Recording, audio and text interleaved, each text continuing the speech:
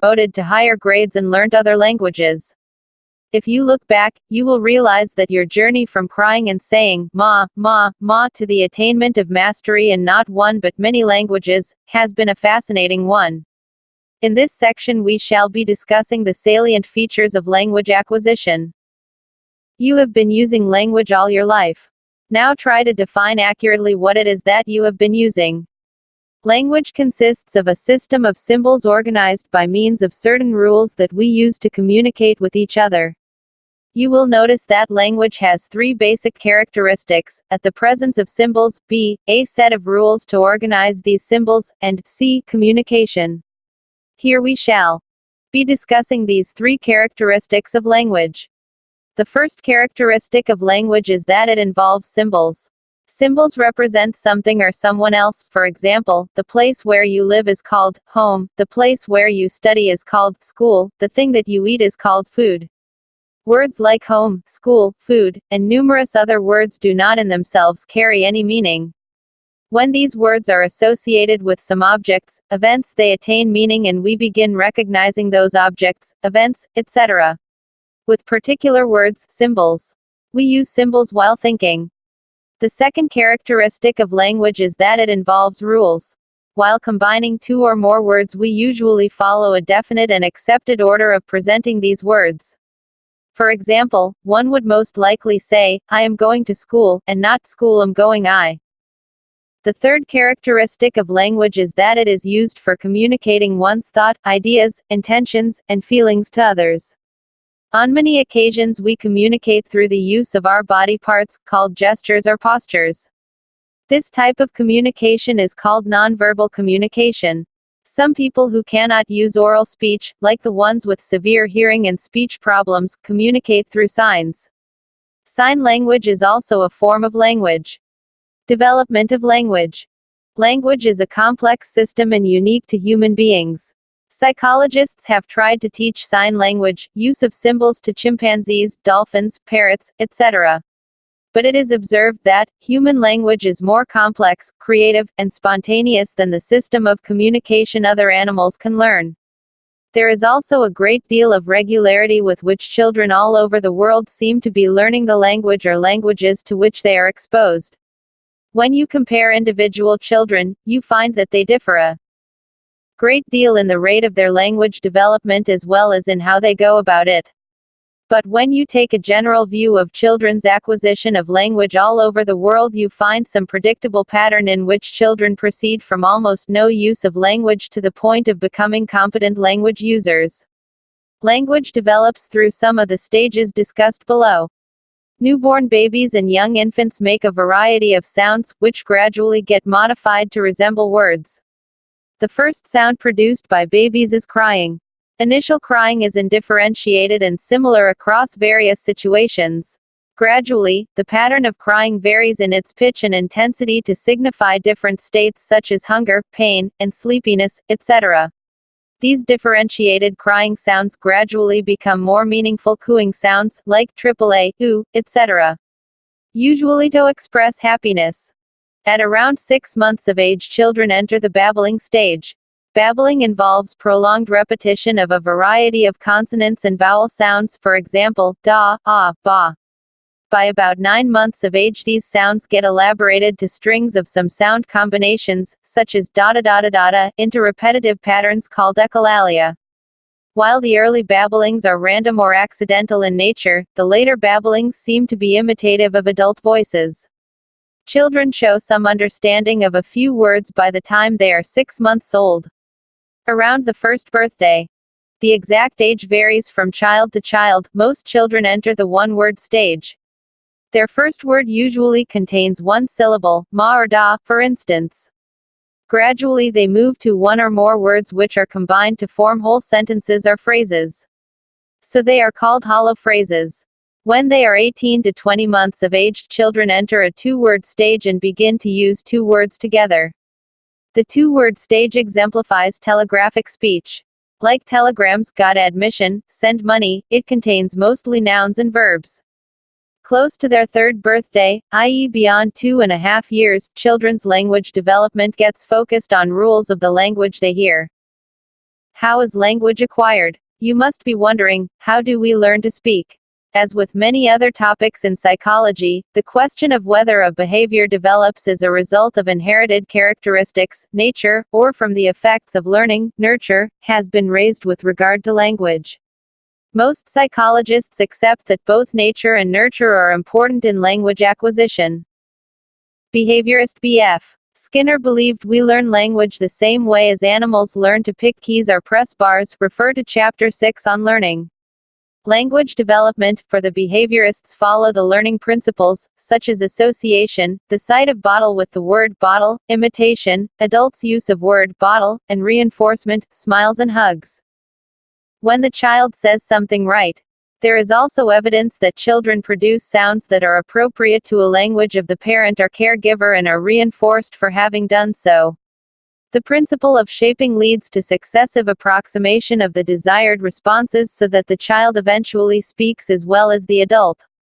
Regional differences in pronunciation and phrasing illustrate how different patterns are reinforced in different areas.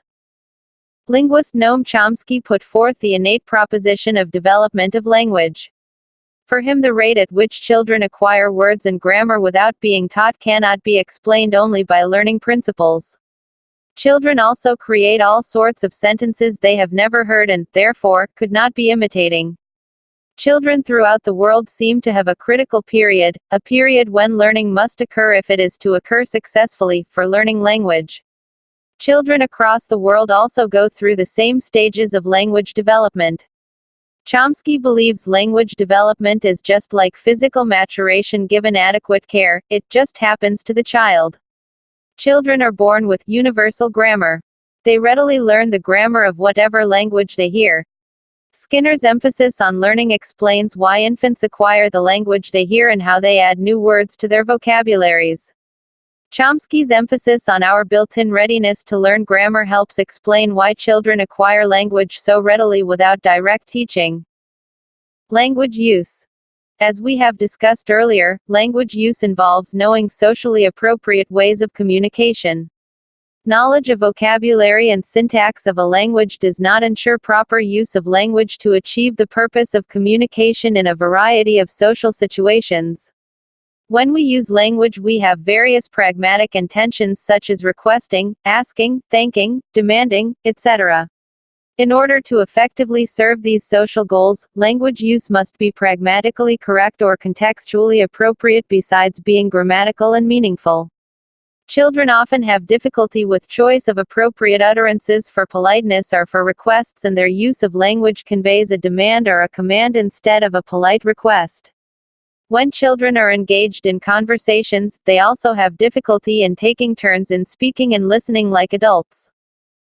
Key terms: bilingualism, brainstorming, concepts, convergent thinking, creativity, decision-making, deductive reasoning, divergent thinking, functional fixedness, illumination, images, incubation, inductive reasoning, judgment, language, mental representation, mental set, multilingualism, problem-solving, reasoning, remote association, syntax, thinking.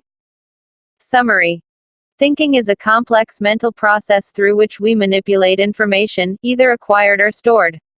It is an internal process that can be inferred from behavior. Thinking involves mental representations that are either mental images or concepts. Complex thought processes are problem-solving, reasoning, decision-making, judgment, and creative thinking. Problem-solving is thinking directed towards the solution of a specific problem. Mental set, functional fixedness, lack of motivation and persistence are some of the hindrances for effective problem solving. Reasoning, like problem solving, is goal-directed, involves inference and can be either deductive or inductive. In making judgment, we draw conclusions, form opinions, make evaluations about objects or events. In decision-making, one must choose among several available alternatives. Judgment and decision-making are interrelated processes. Creative thinking involves the production of something new and original. It may be an idea, object, or solution to a problem. Developing creative thinking requires overcoming blocks to creative expression and using strategies to enhance creative thinking skills and abilities. Language is distinctly human. It consists of symbols, organized on the basis of certain rules to communicate intentions, feelings, motives, and desires among human beings. Major development in language occurs during the first 2 to 3 years of age. Language and thought are intricately related. Box 8.1 Culture and Thinking. Our beliefs, values, and social practices influence the way we think. In a study conducted on American and Asian students, pictures like the following underwater scene were used. The subjects were asked to have a look at the scene for a brief period and then were asked to describe what they saw. The American students focused on the biggest, brightest, and most outstanding features, for example, the large fish swimming to the right. In contrast, the Japanese students focused on the background, for example, the bottom was rocky, or the water was green. Based on these kinds of findings, researchers concluded that Americans usually analyze each object separately, which is called analytical thinking. Asian people, Japanese, Chinese, Koreans think more about the relationship between objects and backgrounds, which is called holistic thinking. Box 8.2 Lateral thinking. Edward de Bono has used the term lateral thinking to what Guilford termed as divergent thinking. He makes a distinction between vertical thinking and lateral thinking. Vertical thinking involves mental operations that move in a straight line back and forth between lower and higher level concepts, whereas lateral thinking involves looking for alternative ways of defining and interpreting problems. He states vertical, logical thinking digs the same hole deeper, i.e., thinking deeper in the same direction. Lateral thinking is concerned with digging a hole in another place. De Bono suggests that lateral thinking can help make mental leaps and is likely to create a number of ways of thinking. De Bono developed the 6 thinking hats technique to stimulate different modes of thinking. One can put on or take off these hats according to the type of thinking required to be used. White hat means gathering information, facts, figures, and filling gaps in information. Red hat covers expression of feelings and emotions on the subject. Black hat represents judgment, caution, and logic. Yellow hat covers thinking on what will work and why it will be beneficial. Green hat is for creativity, alternatives, and changes. Blue hat represents thinking about the process and not the ideas as such. The 6 thinking hats reflect different perspectives from which an issue or problem is viewed. The technique can be used individually as well as in groups. Box 8.3 Bilingualism and Multilingualism. Bilingualism refers to attaining proficiency in communicating through any 2 languages. Learning of more than 2 languages is referred to as multilingualism. The term mother tongue has been variously defined as one's native language, the language spoken by the individual from the cradle, language ordinarily used at home, language spoken by the mother, etc. However, generally the mother tongue is viewed as a language with which one identifies at the emotional level. It is possible for individuals to have multiple mother tongues. The Indian social context is characterized by grassroots multilingualism, which makes multilingualism a characteristic at the levels of individual as well as society.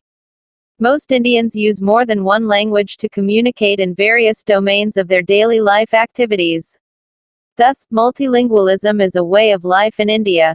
Studies reveal that multilingualism facilitates cognitive, linguistic, and academic competence of children. Table 8.1 Mental operations involved in solving a problem. Let us look at the problem of organizing a play in school on the occasion of Teachers' Day. Problem solving would involve the following sequence. Mental operation. Nature of problem. 1. Identify the problem.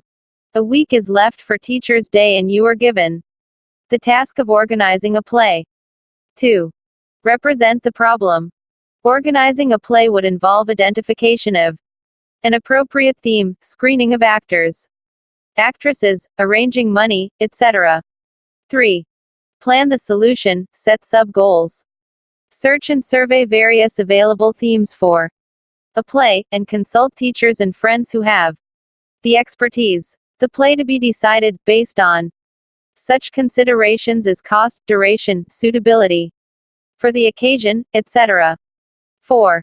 Evaluate all solutions plays. Collect all the information, stage rehearsal.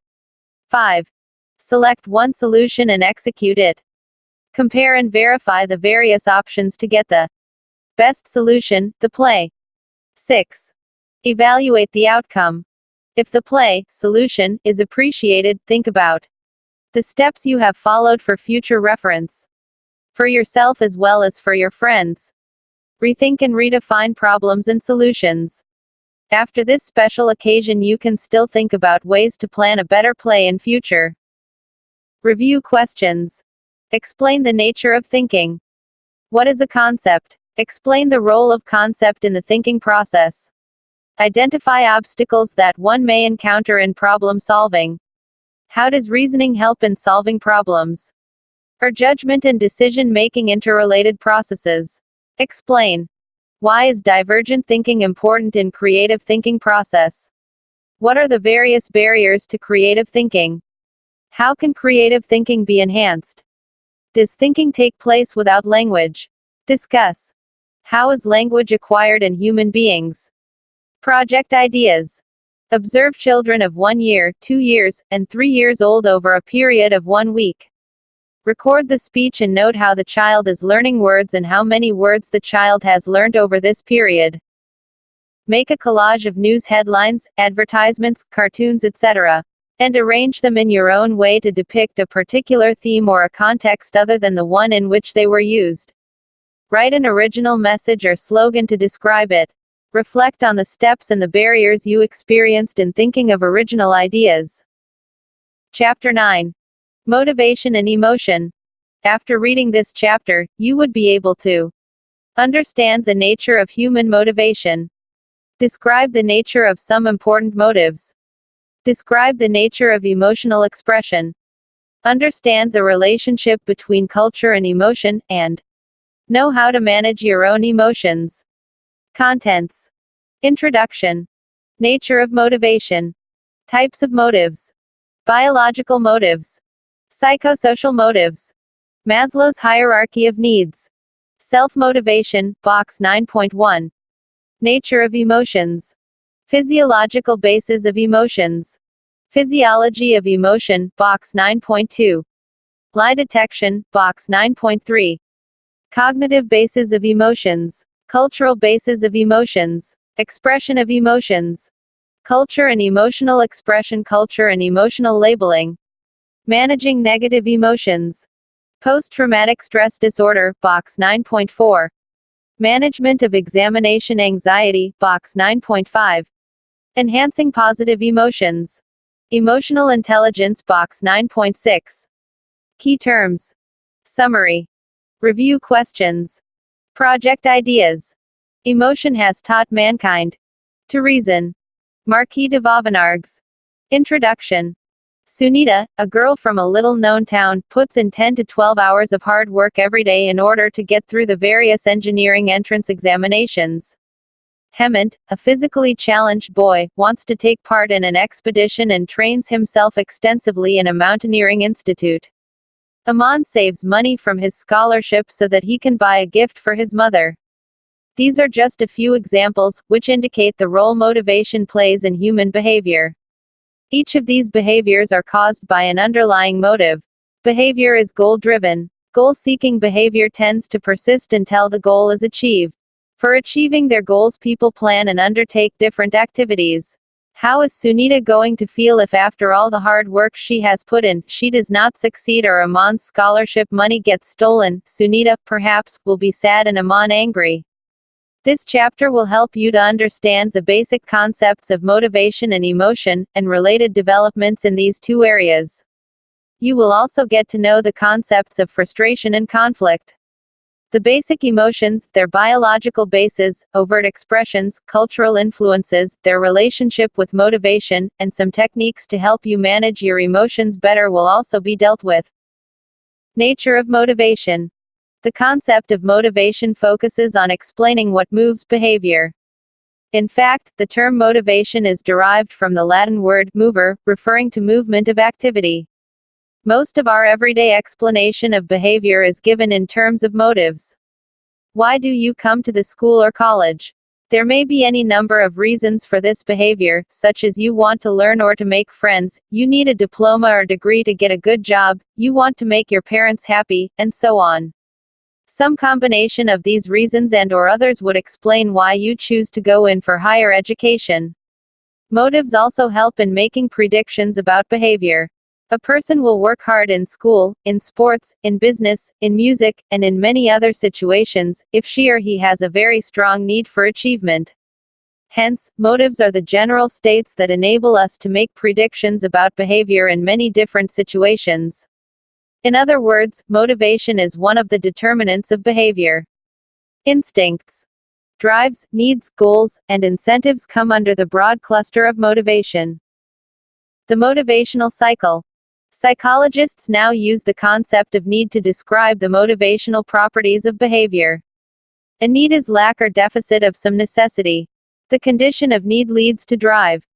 A drive is a state of tension or arousal produced by a need. It energizes random activity. When one of the random activities leads to a goal, it reduces the drive, and the organism stops being active. The organism returns to a balanced state. Thus, the cycle of motivational events can be presented as shown in Figure 9.1. Are there different types of motives? Are there any biological bases explaining different kinds of motives? What happens if your motive remains unfulfilled? These are some of the questions we will discuss in the following sections. Types of motives. Basically, there are two types of motives, biological and psychosocial. Biological motives are also known as physiological motives as they are guided mostly by the physiological mechanisms of the body. Psychosocial motives, on the other hand, are primarily learned from the individual's interactions with the various environmental factors. However, both types of motives are interdependent on each other. That is, in some kind of situations the biological factors may trigger a motive whereas in some other situations, the psychosocial factors may trigger the motive. Hence, you should keep in mind that no motive is absolutely biological or psychosocial per se, rather they are aroused in the individual with varying combinations. Biological motives. The biological or physiological approach to explain motivation is the earliest attempt to understand causes of behavior. Most of the theories, which developed later, carry traces of the influence of the biological approach. The approach adhering to the concept of adaptive act holds that organisms have needs, internal physiological imbalances that produce drive, which stimulates behavior leading to certain actions towards achieving certain goals, which reduce the drive. The earliest explanations of motivation relied on the concept of instinct. The term instinct denotes inborn patterns of behavior that are biologically determined rather than learned. Some common human instincts include curiosity, flight, repulsion, reproduction, parental care, etc. Instincts are innate tendencies found in all members of a species that direct behavior in predictable ways. The term instinct most approximately refers to an urge to do something. Instinct has an impetus which drives the organism to do something to reduce that impetus. Some of the basic biological needs explained by this approach are hunger, thirst, and sex, which are essential for the sustenance of the individual. Hunger. When someone is hungry, the need for food dominates everything else. It motivates people to obtain and consume food. Of course, we must eat to live. But what makes you feel hungry? Studies have indicated that many events inside and outside the body may trigger hunger or inhibit it. The stimuli for hunger include stomach contractions, which signify that the stomach is empty, a low concentration of glucose in the blood, a low level of protein and the amount of fat stored in the body. The liver also responds to the lack of bodily fuel by sending nerve impulses to the brain. The aroma, taste or appearance of food may also result in a desire to eat. It may be noted that none of these alone gives you the feeling that you are hungry. All in combination act with external factors, such as taste, color, by observing others eating, and the smell of food, etc., to help you understand that you are hungry. Thus, it can be said that our food intake is regulated by a complex feeding satiety system located in the hypothalamus, liver, and other parts of the body as well as the external cues available in the environment. Some physiologists hold that changes in the metabolic functions of the liver result in a feeling of hunger. The liver sends a signal to a part of the brain called hypothalamus. The two regions of hypothalamus involved in hunger are the lateral hypothalamus, LH, and the ventromedial hypothalamus, VMH. LH is considered to be the excitatory area. Animals eat when this area is stimulated. When it is damaged, animals stop eating and die of starvation. The VMH is located in the middle of the hypothalamus, which is otherwise known as hunger controlling area, which inhibits the hunger drive. Now can you guess about people who overeat and become obese, and people who eat very little or who are on a diet? Thirst. What would happen to you if you were deprived of water for a long time? What makes you feel thirsty? When we are deprived of water, for a period of several hours, the mouth and throat become dry, which leads to dehydration of body tissues. Drinking water is necessary to wet a dry mouth. But a dry mouth does not always result in water drinking behavior. In fact, processes within the body itself control thirst and drinking of water. Water must get into the tissues sufficiently to remove the dryness of mouth and throat. Motivation to drink water is mainly triggered by the conditions of the body, loss of water from cells and reduction of blood volume. When water is lost by bodily fluids, water leaves the interior of the cells. The anterior hypothalamus contains nerve cells called osmoreceptors, which generate nerve impulses in case of cell dehydration. These nerve impulses act as a signal for thirst and drinking. When thirst is regulated by loss of water from the osmoreceptors, it is called cellular dehydration thirst. But what mechanisms stop the drinking of water? Some researchers assume that the mechanism which explains the intake of water is also responsible for stopping the intake of water. Others have pointed out that the role of stimuli resulting from the intake of water in the stomach must have something to do with stopping of drinking water. However, the precise physiological mechanisms underlying the thirst drive are yet to be understood. Sex. One of the most powerful drives in both animals and human beings is the sex drive. Motivation to engage in sexual activity is a very strong factor influencing human behavior. However, sex is far more than a biological motive. It is different from other primary motives, hunger, thirst, in many ways. Like sexual activity is not necessary for an individual's survival. B. Homeostasis, the tendency of the organism as a whole to maintain constancy or to attempt to restore equilibrium if constancy is disturbed, is not the goal of sexual activity. And C. Sex drive develops with age, etc. In case of lower animals, it depends on many physiological conditions. In case of human beings, the sex drive is very closely regulated biologically. Sometimes it is very difficult to classify sex purely as a biological drive. Physiologists suggest that intensity of the sexual urge is dependent upon chemical substances circulating in the blood, known as sex hormones. Studies on animals as well as human beings have mentioned that sex hormones secreted by gonads, i.e. testes in males and the ovaries in females, are responsible for sexual motivation. Sexual motivation is also influenced by other endocrine glands, such as adrenal and pituitary glands. Sexual drive in human beings is primarily stimulated by external stimuli and its expression depends upon cultural learning. Psychosocial motives. Social motives are mostly learned or acquired. Social groups such as family, neighborhood, friends, and relatives do contribute a lot in acquiring social motives. These are complex forms of motives mainly resulting from the individual's interaction with his social environment. Need for affiliation. Most of us need company or friend or want to maintain some form of relationship with others. Nobody likes to remain alone all the time. As soon as people see some kinds of similarities among themselves or they like each other, they form a group. Formation of group or collectively is an important feature of human life. Often people try desperately to get close to other people, to seek their help, and to become members of their group. Seeking other human beings and wanting to be close to them both physically and psychologically is called affiliation. It involves motivation for social contact. Need for affiliation is aroused when individuals feel threatened or helpless and also when they are happy. People high on this need are motivated to seek the company of others and to maintain friendly relationships with other people. Need for power. Need for power is an ability of a person to produce intended effects on the behavior and emotions of another person. The various goals of power motivation are to influence, control, persuade, lead, and charm others, and most importantly to enhance one's own reputation in the eyes of other people.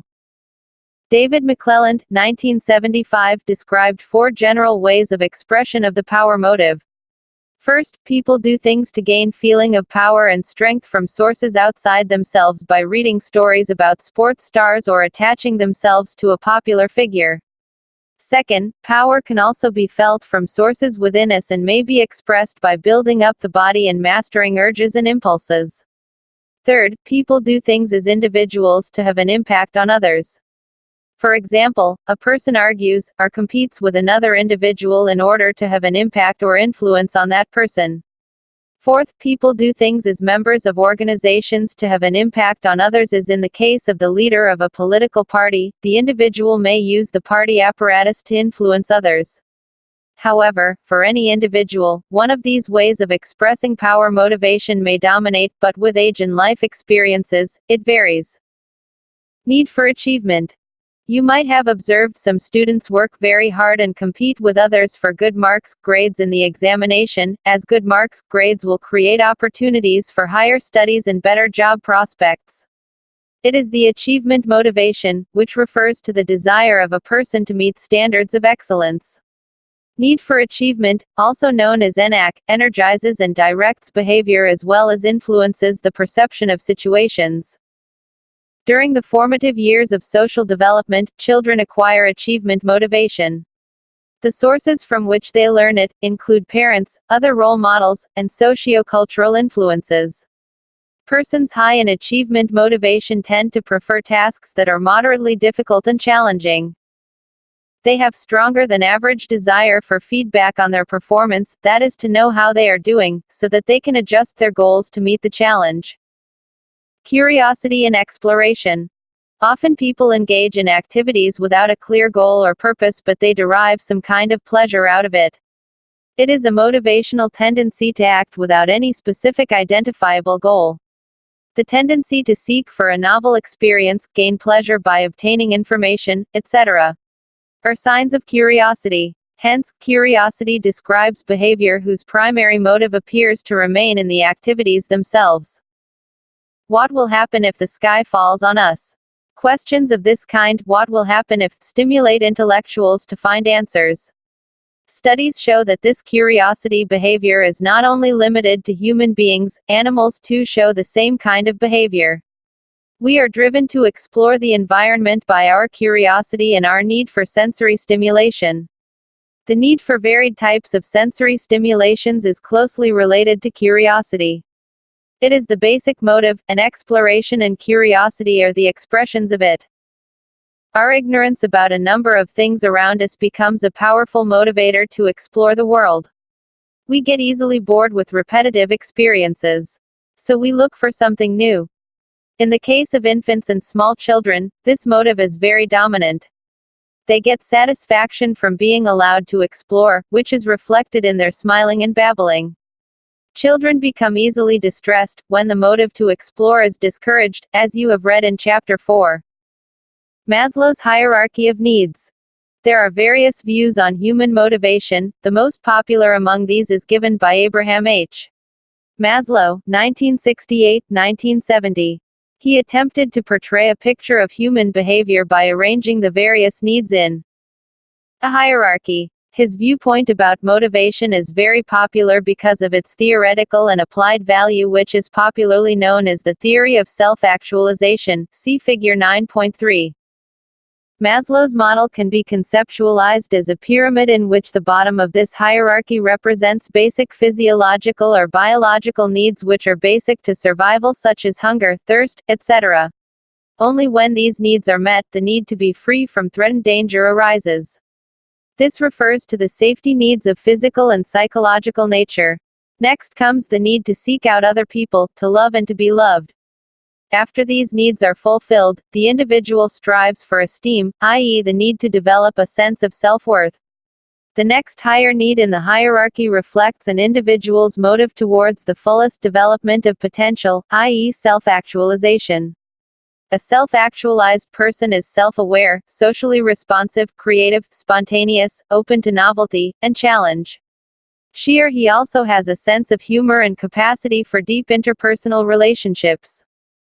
Lower-level needs, physiological, in the hierarchy dominate as long as they are unsatisfied.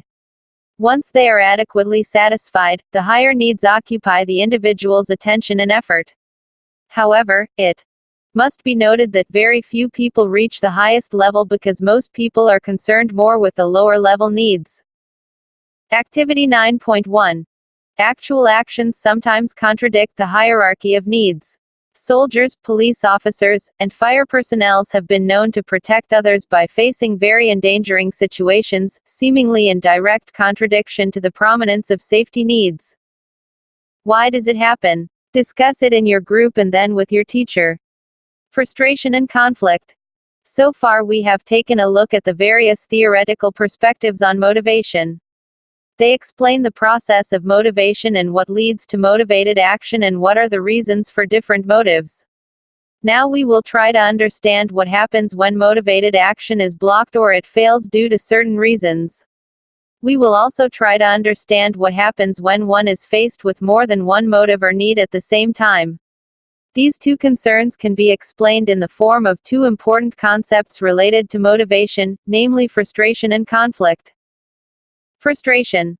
We come across many occasions when things go in an unexpected direction and we fail to realize our goal. The blocking of a desired goal is painful, but all of us experience it in life in different degrees. Frustration occurs when an anticipated desirable goal is not attained and the motive is blocked. It is an aversive state and no one likes it. Frustration results in a variety of behavioral and emotional reactions. They include aggressive behavior, fixation, escape, avoidance, and crying. In fact, frustration aggression is a very famous hypothesis proposed by Dollard and Miller. It states that frustration produces aggression. Aggressive acts are often directed towards the self or blocking agent, or a substitute. Direct aggressive acts may be inhibited by the threat of punishment.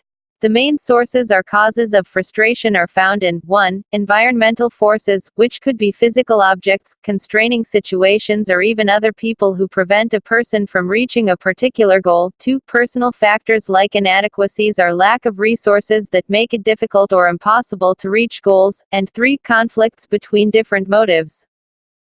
Conflict. Conflict occurs whenever a person must choose between contradictory needs, desires, motives, or demands. There are 3 basic forms of conflicts, for example, approach-approach conflict, avoidance-avoidance conflict, and approach-avoidance conflict. Approach-approach conflict comes from having to choose between 2 positives and desirable alternatives. Avoidance-avoidance conflict comes from choosing between 2 negatives, or mutually undesirable alternatives. In real life, these double avoidance conflicts involve dilemmas such as choosing between the dentist and tooth decay, roadside food and starvation, etc. Approach avoidance conflict comes from being attracted to and repelled by the same goal or activity.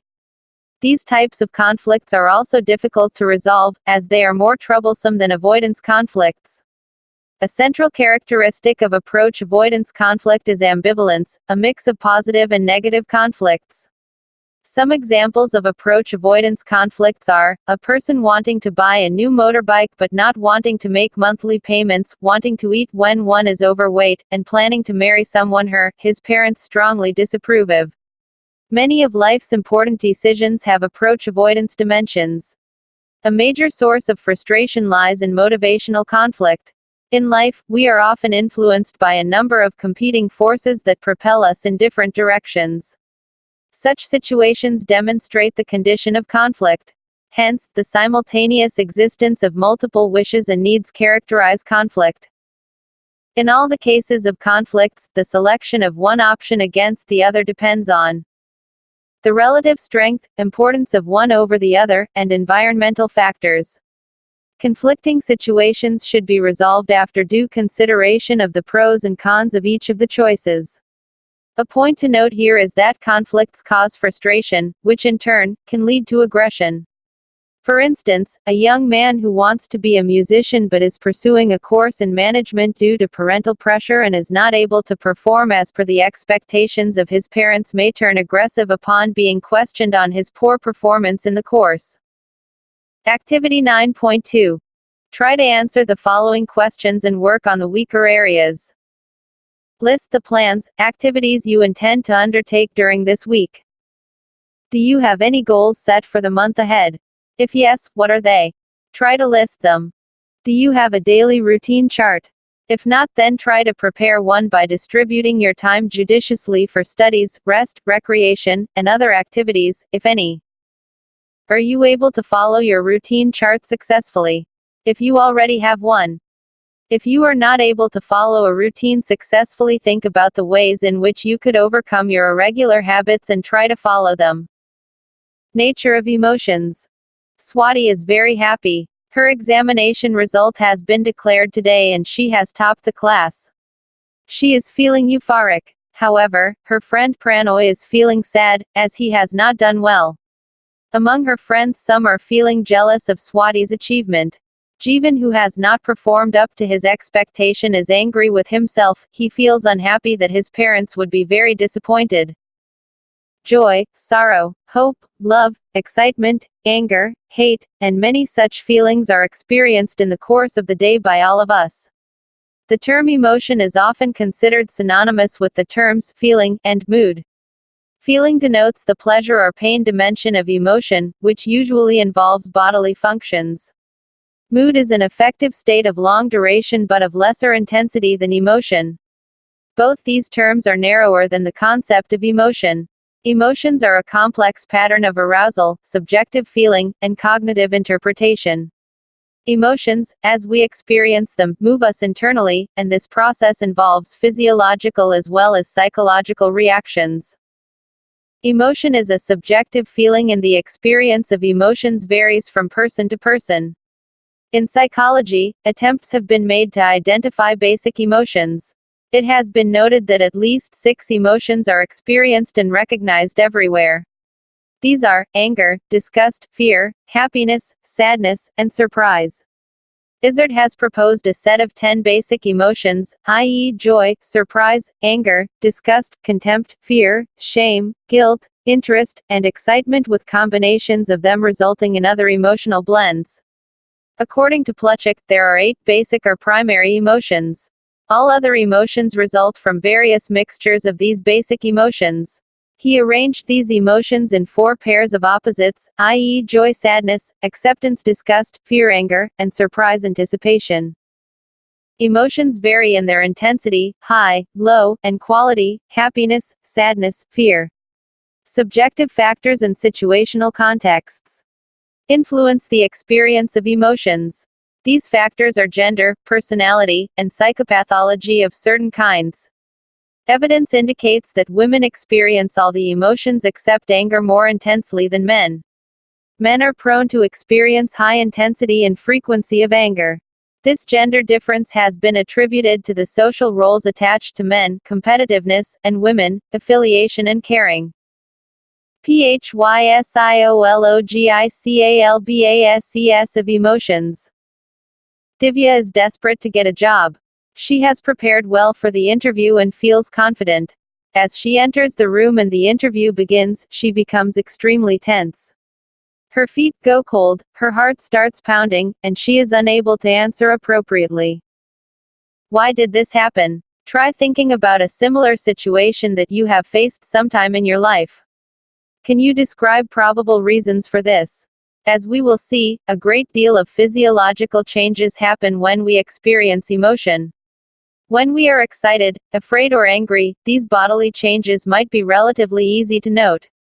All of you must have noted the increase in heart rate, throbbing temples, increased perspiration, and trembling in your limbs when you are angry or excited about something. Sophisticated equipment has made it possible to measure the exact physiological changes that accompany emotions. Both autonomic as well as somatic nervous system play important roles in the emotional process. The experience of emotions is a result of a series of neurophysiological activations in which thalamus, hypothalamus, limbic system, and the cerebral cortex are involved significantly. Individuals with extensive injury in these brain areas have been known to demonstrate impaired emotional abilities. Selective activation of different brain areas has been experimentally shown to arouse different emotions in infants and adults.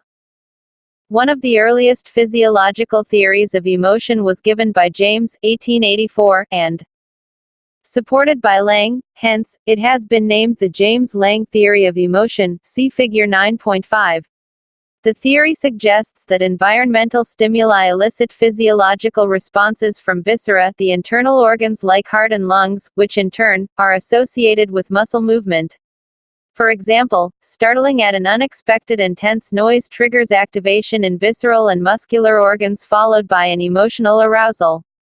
Put in other words, James-Lange theory argues that your perception about your bodily changes, like rapid breathing, a pounding heart, and running legs, following an event, brings forth emotional arousal. The main implication made by this theory is that particular events or stimuli provoke particular physiological changes and the individual's perception of these changes results in the emotion being experienced. However, this theory faced a lot of criticism and fell in disuse.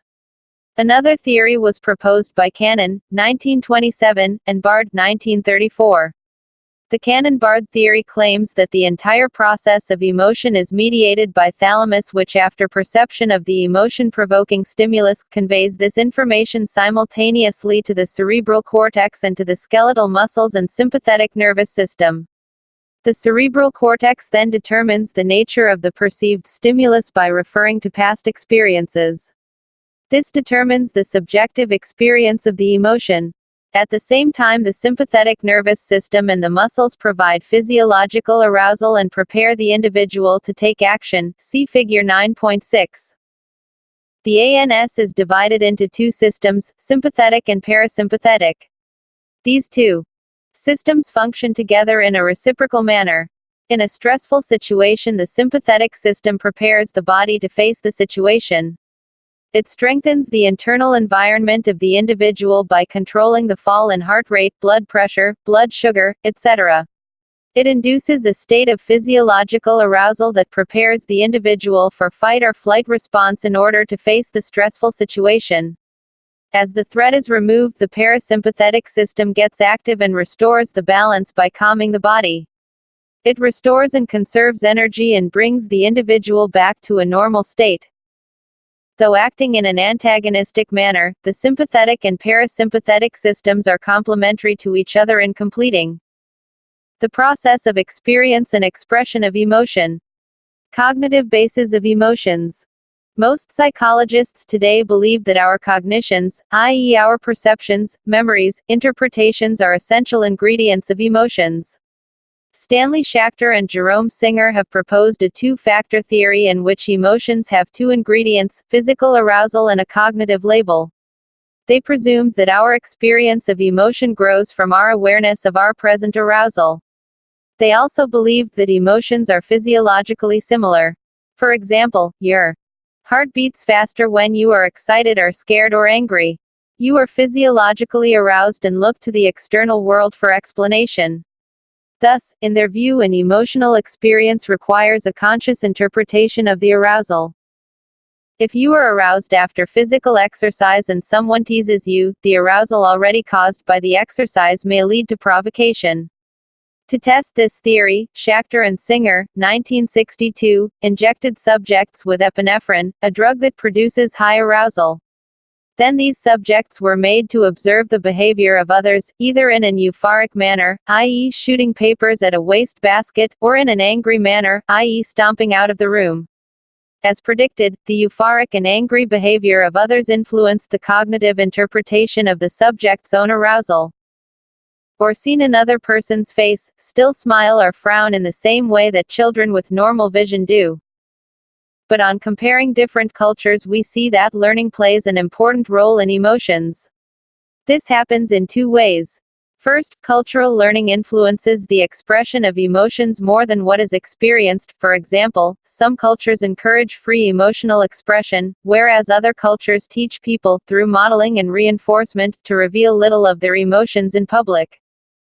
Second, learning has a great deal to do with the stimuli that produce emotional reactions.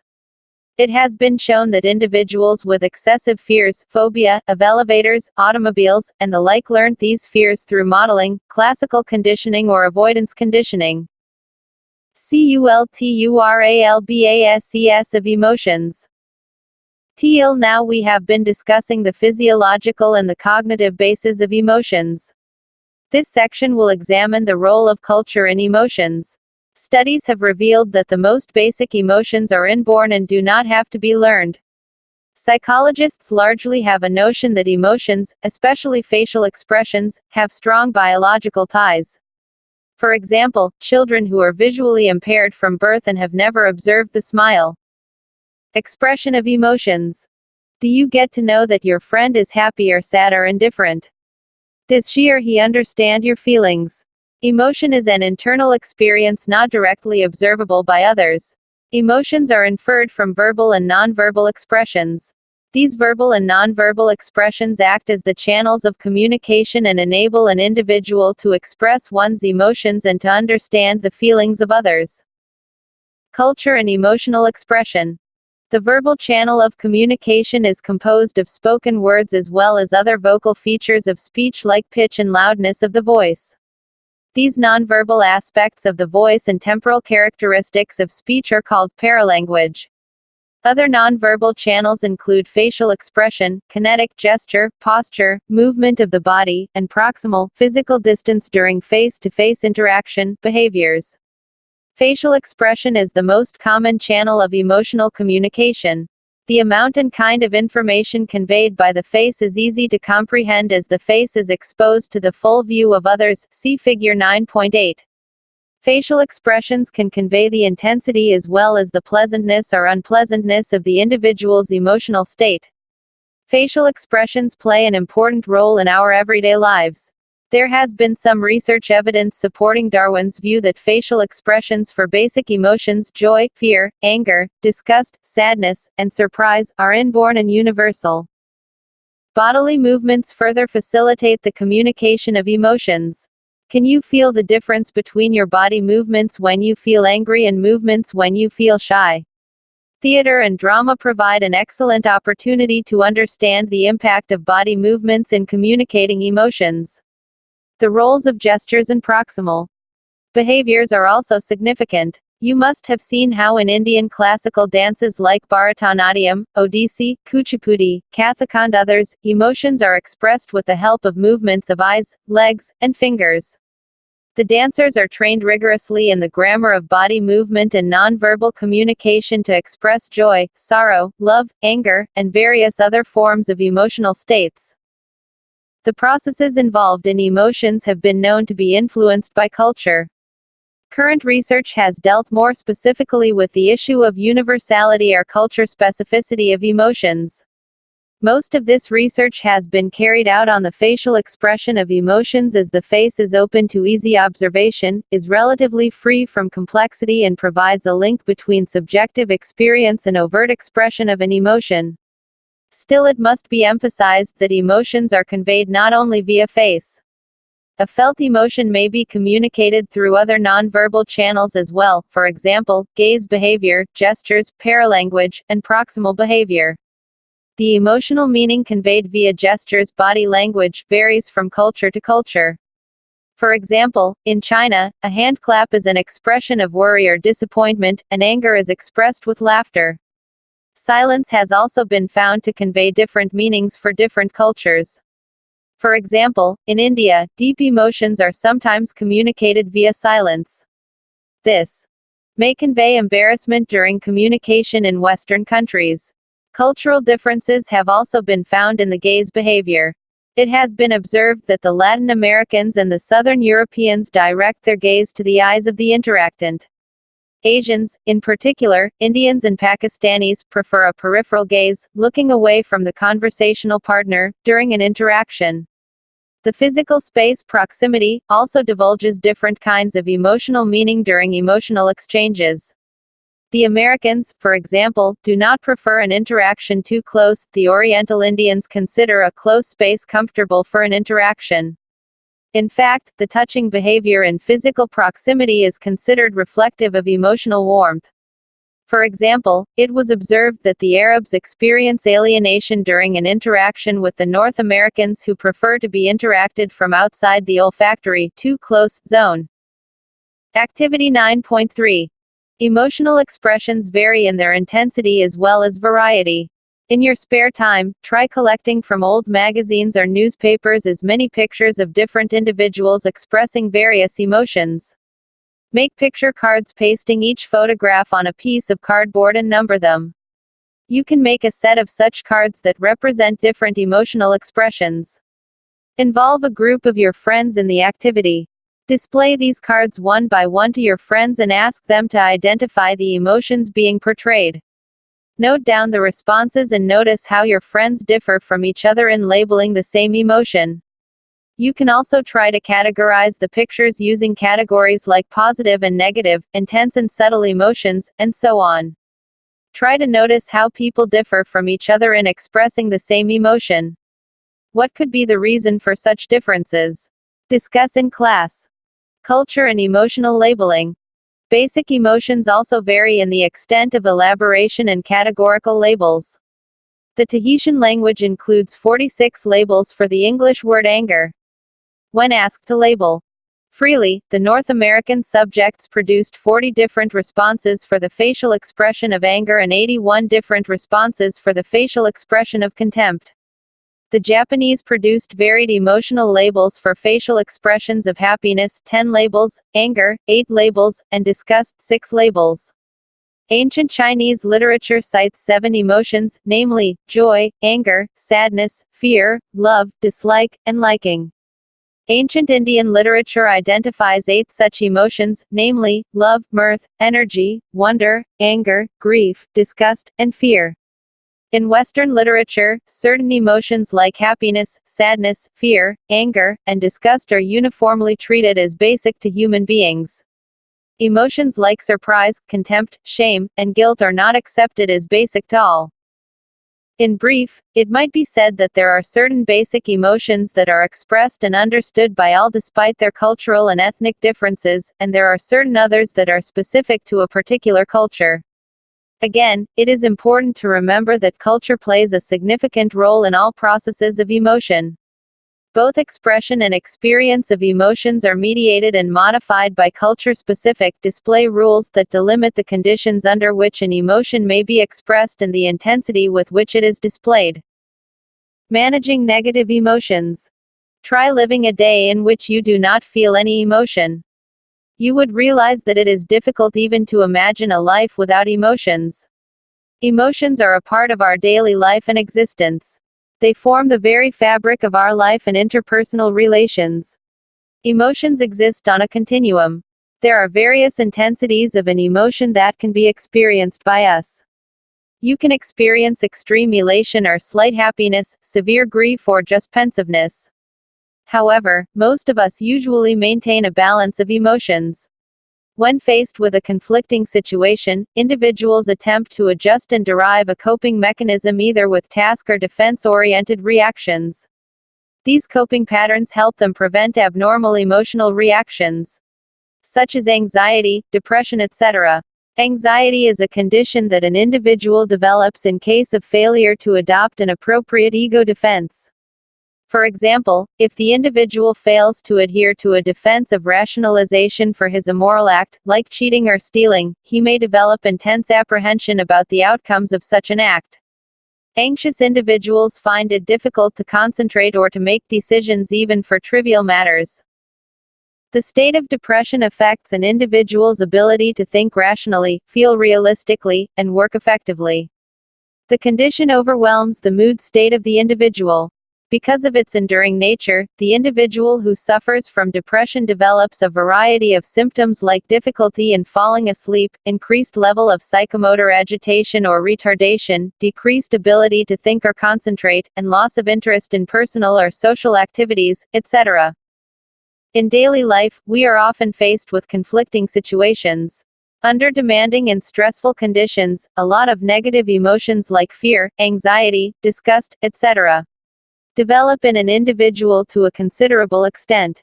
Such negative emotions, if allowed to prevail for a long time, are likely to affect adversely the person's psychological and physical health. This is the reason why most of the stress management programs emphasize emotion management as an integral part of stress management. The major focus of emotion management techniques is the reduction of negative emotions and enhancing positive emotions. Though most researchers focus their attention only on negative emotions like anger, fear, anxiety, etc., recently the field of positive psychology has gained much prominence. As the name suggests, positive psychology concerns itself with the study of features that enrich life like hope, happiness, creativity, courage, optimism, cheerfulness, etc. Effective emotion management is the key to effective social functioning in modern times. The following tips might prove useful to you for achieving the desired balance of emotions. Enhance self-awareness. Be aware of your own emotions and feelings. Try to gain insight into the how and why of your feelings. Appraise the situation objectively. It has been proposed that emotion is preceded by evaluation of the event. If the event is experienced as disturbing, your sympathetic nervous system is activated and you feel stressed. If you do not experience the event as disturbing, then there is no stress. Hence, it is you who decides whether to feel sad and anxious or happy and relaxed. Do some self-monitoring. This involves constant or periodic evaluation of your past accomplishments, emotional and physical states, real and vicarious experiences. A positive appraisal would enhance your faith in yourself and lead to enhanced feeling of wellness and contentment. Engage in self-modeling. Be the ideal for yourself. Repeatedly observe the best parts of your past performance and use them as an inspiration and motivation to perform better in the future. Perceptual reorganization and cognitive restructuring. Try viewing the events differently and visualize the other side of the coin. Restructure your thoughts to enhance positive and reassuring feelings and eliminate negative thoughts.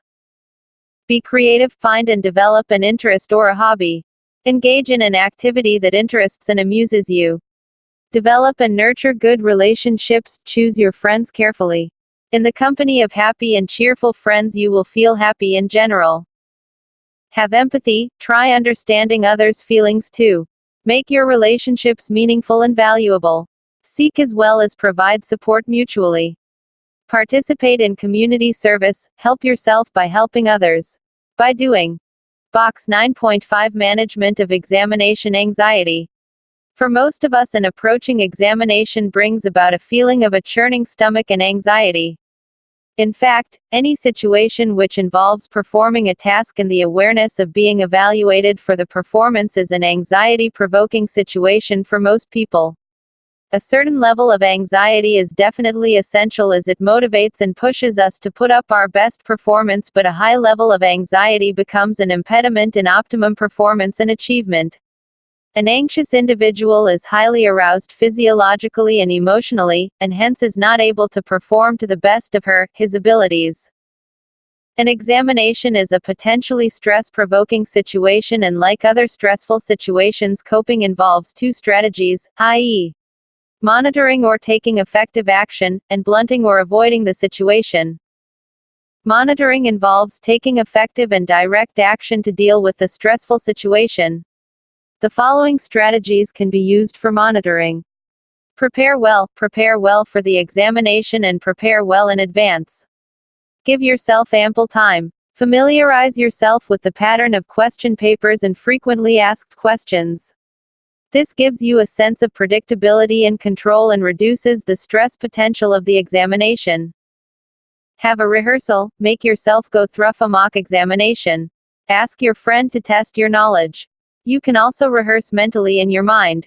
Visualize yourself taking the examination completely relaxed and confident and then passing with flying colors. Inoculation. Inoculate yourself against stress. Exposure through rehearsals and role-playing prepares you physically and mentally to face the examination situation better and with confidence. Positive thinking. Have faith in yourself. Structure your thoughts with systematically listing the thoughts that worry you and then rationally dealing with them one by one. Emphasize on your strengths. Suggest to yourself to be positive and enthusiastic. Seek support. Do not hesitate to ask for help from your friends, parents, teachers, or seniors. Talking about a stressful situation to a close person makes one feel light and helps gain insight. The situation may not be as bad as it seems. On the other hand, blunting strategies involve avoiding the stressful situation. True, avoidance is neither desirable nor possible in an examination situation, but the following techniques may prove useful. Relaxation. Learn to relax. Relaxation techniques help you calm your nerves and give you an opportunity to reframe your thoughts. There are many different relaxation techniques. In general, this involves sitting or lying down in a comfortable posture in a quiet place, relaxing your muscles, reducing the external stimulation as well as minimizing the flow of thoughts and focusing. Exercise. A stressful situation overactivates the sympathetic nervous system. Exercise helps in channelizing the excess energy generated by this. A brief period of light exercise or active sport will help you concentrate better on your studies. Community service, for example, helping an intellectually challenged child learn an adaptive skill, you will gain important insights about your own difficulties. Activity 9.4. Think of an intense emotional experience you have gone through recently and explain the sequence of events. How did you deal with it?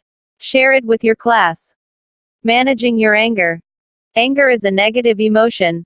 It carries the mind away, or in other words, the person loses control on behavioral functions during the state of anger. The major source of anger is the frustration of motives. However, anger is not a reflex, rather it is a result of our thinking. Neither is it automatic nor uncontrollable and caused by others, but it is a self-induced choice that the individual makes. Anger is a result of your thinking and hence is controllable by your own thoughts only. Certain key points in anger management are as follows. Recognize the power of your thoughts. Realize you alone can control it. Do not engage in self-talk that burns. Do not magnify negative feelings. Do not ascribe intentions and ulterior motives to others. Resist having irrational beliefs about people and events. Try to find constructive ways of expressing your anger. Have control on the degree and duration of anger that you choose to express. Look inward, not outward, for anger control. Give yourself time to change. It takes time and effort to change a habit. ENHANCINGPOSITIVE. Emotions. Our emotions have a purpose. They help us adapt to the ever-changing environment and are important for our survival and well-being. Negative emotions like fear, anger, or disgust prepare us mentally and physically for taking immediate action towards the stimulus that is threatening. For example, if there was no fear, we would have caught a poisonous snake in our hand. Though negative emotions protect us in such situations, but excessive or inappropriate use of these emotions can become life-threatening to us, as it can harm our immune system and have serious consequences for our health. Positive emotions such as hope, joy, optimism, contentment, and gratitude energize us and enhance our sense of emotional well-being. When we experience positive affect, we display a greater preference for a large variety of actions and ideas. We can think of more possibilities and options to solve whatever problems we face, and thus, we become proactive. Psychologists have found that people who were shown films depicting joy and contentment came up with more ideas regarding things they would like to do as compared to those who were shown films evoking anger and fear. Positive emotions give us a greater ability to cope with adverse circumstances and quickly return to a normal state. They help us set up long-term plans and goals, and form new relationships. Various ways of enhancing positive emotions are given below. Personality traits of optimism, hopefulness, happiness, and a positive self-regard. Finding positive meaning in dire circumstances. Having quality connections with others, and supportive network of close relationships. Being engaged in work and gaining mastery. A faith that embodies social support, purpose and hope, leading a life of purpose. Positive interpretations of most daily events. Key terms. Amygdala, anxiety, arousal, autonomic nervous system, basic emotions, biological needs, hunger, thirst, sex, central nervous system, conflict, emotional intelligence, esteem needs, examination anxiety, expression of emotions, frustration, hierarchy of needs, motivation, motives, need, power motive, psychosocial motives, self-actualization, self-esteem. Summary. The process of persistent behavior directed towards a specific goal, which results from certain driving forces, is called motivation. There are two types of motivation, namely, biological, and psychosocial motivation. Biological motivation focuses on the innate, biological causes of motivation like hormones, neurotransmitters, brain structures, hypothalamus, limbic system, etc. Examples of biological motivation are hunger, thirst, and sex. Psychosocial motivation explains motives resulting mainly from the interaction of the individual with his social environment. Examples of psychosocial motives are need for affiliation, need for achievement, curiosity and exploration, and the need for power. Maslow arranged various human needs in an ascending hierarchical order, beginning with the most basic physiological needs, and then safety needs, love and belongingness needs, esteem needs, and finally on the top of the hierarchy is the need for self-actualization. Other concepts related to motivation are frustration and conflicts. Emotion is a complex pattern of arousal that involves physiological activation, conscious awareness of feeling, and a specific cognitive label that describes the process. Certain emotions are basic like joy, anger, sorrow, surprise, fear, etc. Other emotions are experienced as a result of combination of these emotions. Central and autonomic nervous system play a major role in regulating emotions. Culture strongly influences the expression and interpretation of emotions. Emotion is expressed through verbal and nonverbal channels. It is important to manage emotions effectively in order to ensure physical and psychological well-being. Box 9.1 Self-motivation. Here are a few ways of motivating your own self as well as others. Be planned and organized in whatever you do. Learn to prioritize your goals, rank them 1, 2, 3. Set short-term targets, in a few days, a week, a month, and so on. Reward yourself for hitting the set targets. You could reward yourself with small things like a new pen, chocolates or anything that you want to have, but attach it with some small goal. Compliment yourself on being an achiever each time you hit a target. Say, cheers. I did it, I am really good with that, I think I can do things smartly, etc. If the targets seem difficult to attain, again break them up into smaller ones and approach them one by one. Always try to visualize or imagine the outcomes of all the hard work you have to put in to reach your set goals. Box 9.2 Physiology of emotion. The nervous system, central as well as peripheral, plays a vital role in the regulation of emotion. Thalamus, it is composed of a group of nervicells and acts as a relay center of sensory nerves.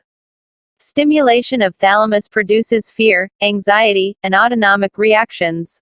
A theory of emotion given by Cannon and Bard, 1931, emphasizes the role of thalamus in mediating and initiating all emotional experiences. Hypothalamus, it is considered the primary center for regulation of emotion. It also regulates the homeostatic balance, controls autonomic activity and secretion of endocrine glands, and organizes the somatic pattern of emotional behavior. Limbic system, along with thalamus and hypothalamus, the limbic system plays a vital role in regulation of emotion. Amygdala is a part of limbic system, responsible for emotional control and involves formation of emotional memories. Cortex is intimately involved in emotions, however, its hemispheres have a contrasting role to play. The left frontal cortex is associated with positive feelings, whereas the right frontal cortex with negative feelings. Box 9.3 Lie detection. Lie detectors are also called polygraphs because they graphically record several bodily reactions simultaneously which measure the bodily arousal of the individual. Typically, a lie detector measures changes in blood pressure, heart rate, breathing rate and depth, and the galvanic skin response (GSR), which indicates variations in the electrical conductivity of the skin. The individual being tested is first asked a series of neutral control questions to establish the baseline. Simple questions are followed by specific questions that are designed to evoke responses from a guilty knowledge supposedly indicating the individual's involvement in the crime being investigated. The lie detector or the polygraph records the changes in neurophysiological activities that occur while the suspected individual answers these questions. Though the polygraph makes several objective recordings, the interpretation of these records relies heavily on the subjective judgment by the examiner. It is also probable that several unrelated factors like fear, pain or anxiety being felt by the individual during the test may affect his level of arousal. It is possible for the individual to lie with it. The validity of polygraph results is doubtful, however these are still used by law enforcing agencies for lie detection.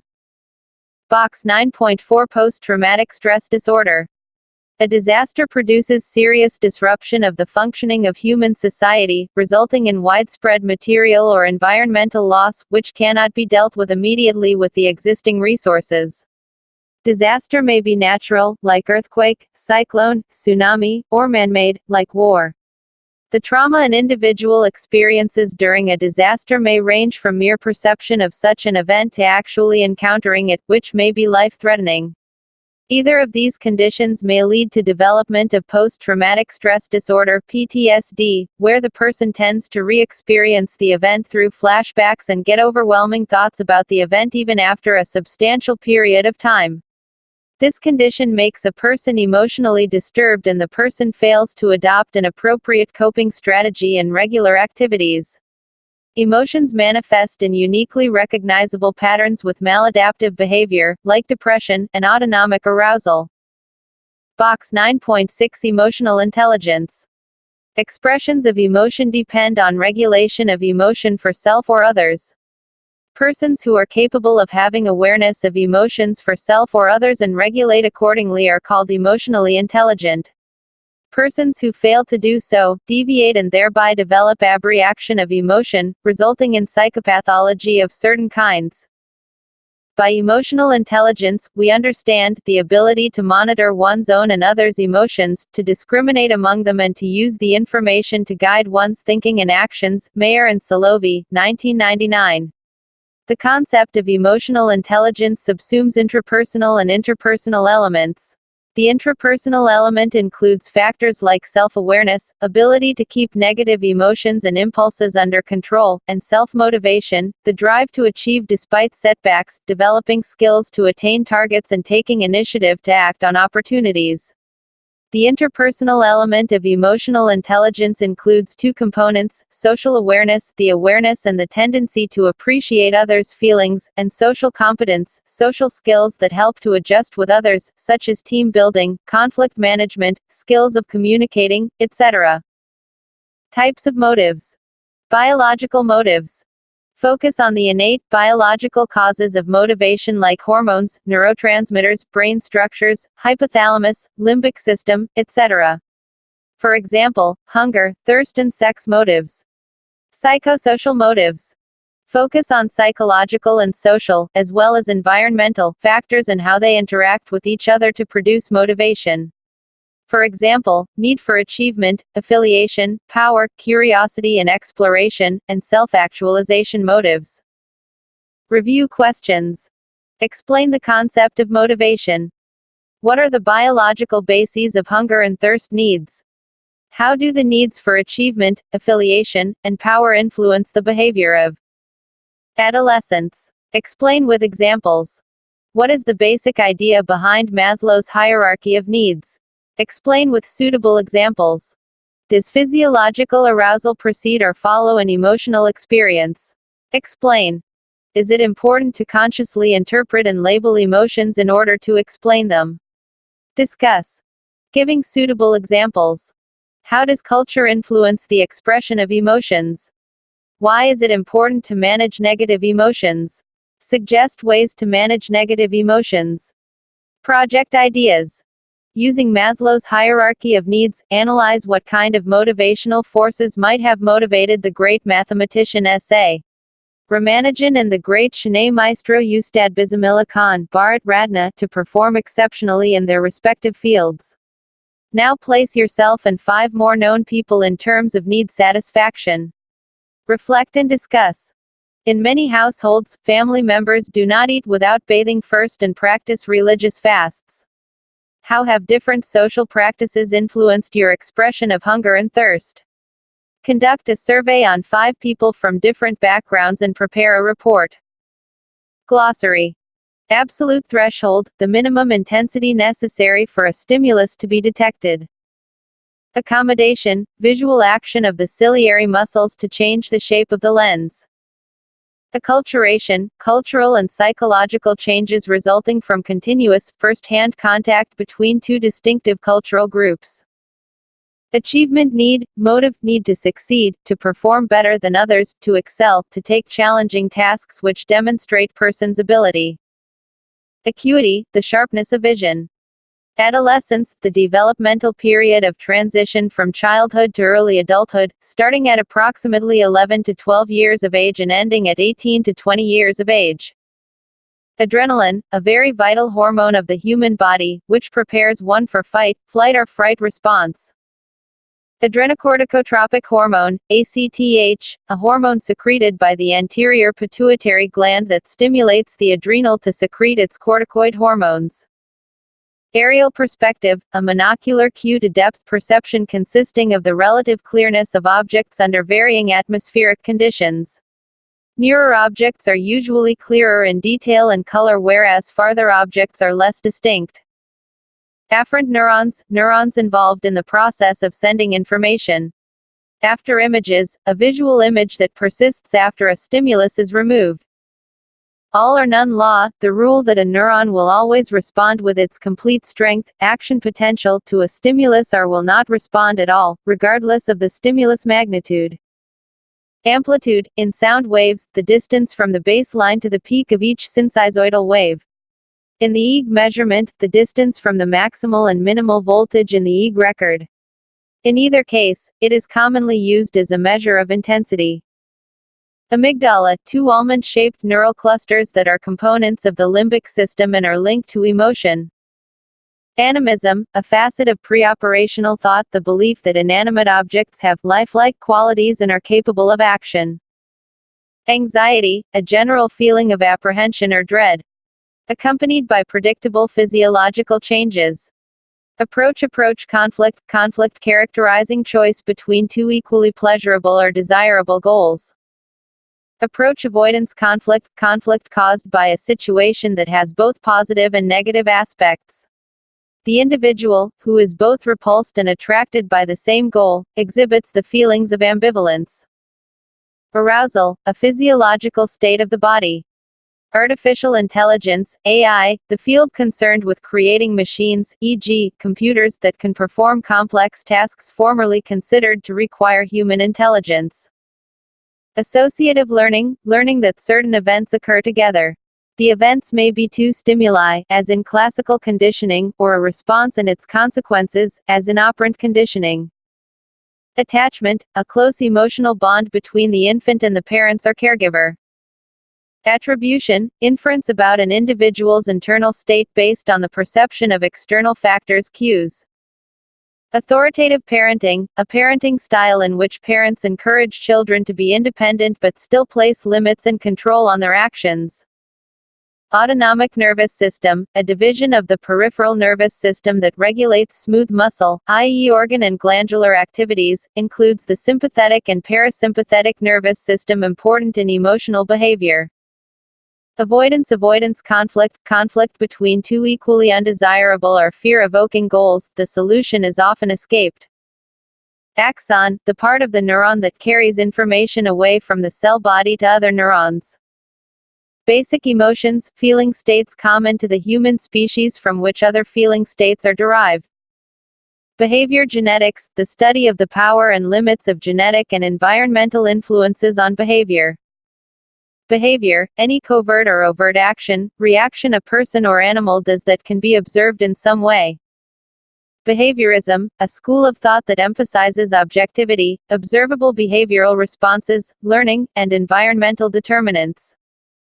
Bilingualism, the acquisition of two languages that use different speech sounds, vocabularies, and grammatical rules.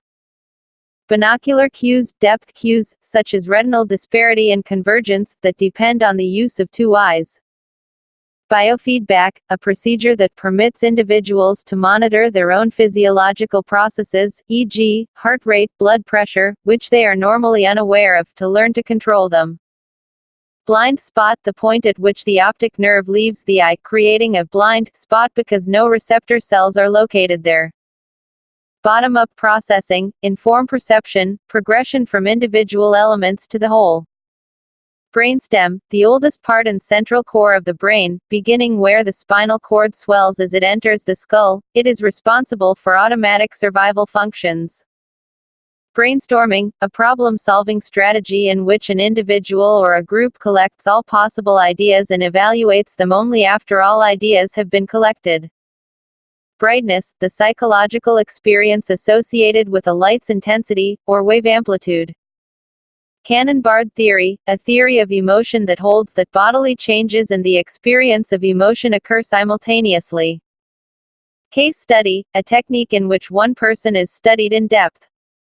Cell, the most fundamental unit of a living organism. Central nervous system, CNS, subsystem of the nervous system composed of brain and spinal cord. Centration, the focusing or centering of attention on one characteristic to the exclusion of all others. Cephalocaudal pattern, the sequence in which the greatest growth occurs at the top of the head with physical growth in size, weight, and feature differentiation gradually working from top to bottom. Cerebellum, structure of the brain at the base of the skull, which organizes bodily motion, posture, and equilibrium. Cerebral cortex, area of the brain that regulates the brain's higher cognitive and emotional functions. Cerebral hemispheres, two nearly symmetrical halves of the cerebral cortex. Chromosomes, thread-like structures that come in 23 pairs, one member of each pair coming from each parent. Chromosomes contain the remarkable genetic substance deoxyribonucleic acid, DNA. Chronological age, the number of years that have elapsed since a person's birth, what is usually meant by age. Chunking, a group of familiar stimuli stored as a single unit. Classical conditioning, a type of learning in which an organism learns to associate stimuli. The main feature is that the originally neutral conditioned stimulus, CS, through repeated pairing with the unconditioned stimulus, US, acquires the response originally given to the US. Closure, organizational process leading to perception of incomplete figures as wholes. Cochlea, the fluid-filled, coiled tunnel in the inner ear that contains the receptors for hearing. Cognition, all the mental activities associated with knowing, namely, perceiving, thinking, and remembering, etc. These are associated with processing, understanding, and communicating information. Cognitive approach, the view that emphasizes human thought and all the processes of knowing is central to the study of psychology. Cognitive economy, a term to denote maximum and efficient use of the capacity of long-term memory through organization of concepts in a hierarchical network. Cognitive learning, learning that involves reorganization of one's perceptions, knowledge, and ideas. Cognitive map, a mental representation of the layout of one's environment. For example, after exploring a maze, rats act as if they have learned a cognitive map of it. Cognitive processes, processes involving the individual's thought, intelligence, and language. Color blindness, having some degree of inability to perceive color. Color constancy, the tendency to perceive a well-known object as being a single color, even if its actual color is modified by changes in illumination. Concept, a general category of ideas, objects, people, or experiences whose members share certain properties. Concrete operational stage, the third Piagetian stage, lasting approximately from 7 to 11 years of age. In this stage, children can perform logical operations and reasoning on concrete examples but cannot deal with abstract things. Conditioned response, CR. In classical conditioning, the learned or acquired response to a conditioned stimulus, CS. Conditioned stimulus, CS, a neutral stimulus that, through repeated association with an unconditioned stimulus, becomes capable of eliciting a conditioned response, CR.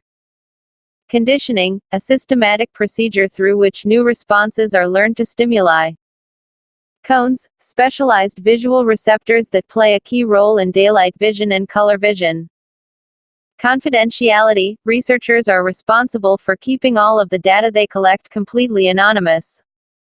Conflict, a state of disturbance or tension resulting from opposing motives, drives, needs, or goals. Confounding, a term used to describe the operation of variables in an experiment that confuse the interpretation of the data. If the independent variable is confounded with an uncontrolled relevant variable, the experimenter cannot separate the effects of the two variables on the dependent measure. Consciousness, awareness of the general condition of one's mind, awareness of particular mental contents, or self-awareness.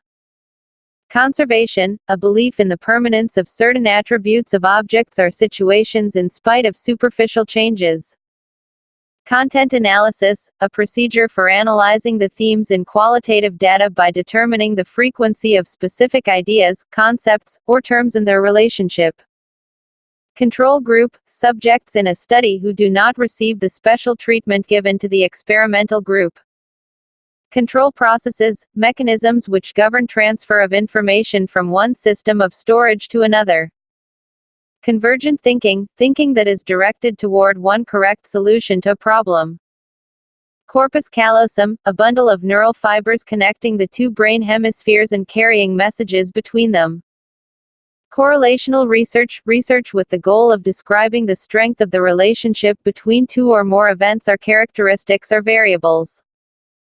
Cortex, the grayish, thin, unmyelinated covering of the cerebrum. Creativity, the ability to think in novel and unusual ways and to come up with unique solutions to problems.